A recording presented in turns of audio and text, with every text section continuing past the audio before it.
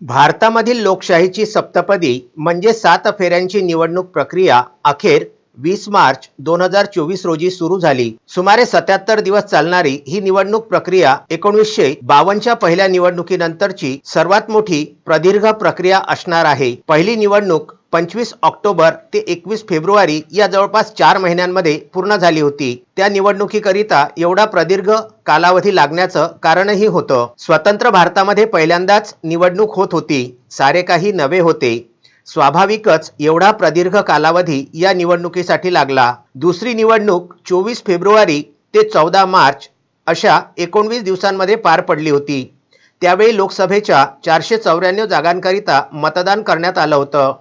नंतर जागांची संख्या वाढविण्यात आली आणि 1962 ची निवडणूक 19 ते 25 फेब्रुवारी या 7 दिवसांमध्ये पूर्ण करण्यात आली। 1967 ची निवडणूक 17 ते 21 फेब्रुवारी या 5 दिवसांमध्ये पूर्ण करण्यात आली।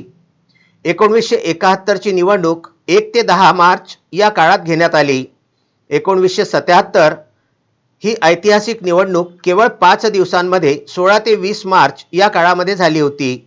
निवडणूक आयोगाने घोषित केलेला निवडणूक कार्यक्रम राजकीय पक्षांप्रमाणेच मतदारांचीही अग्निपरीक्षा घेणारा राहणार आहे। मार्च महिन्यामध्ये निवडणूक प्रक्रिया सुरू होत असताना दक्षिण भारतामध्ये उन्हाळा तापू लागला आहे। अनेक भागांमध्ये पाण्याचं दुर्भिक्ष्य जाणवू लागलं आहे। मतदानाच्या फेऱ्या ह्या जशा जशा पुढे सरकणार आहेत त्या त्या भागामध्ये सूर्यदेवता तापणार आहेत आणि 4 जून रोजी जेव्हा मतमोजणी सुरू होईल, उत्तर भारतामधील उन्हाळा शिखरावर आलेला असेल। मतदार, निवडणूक आयोगाचे कर्मचारी, सुरक्षा दल या सर्वांनाच या गोष्टींचा त्रास होणार आहे।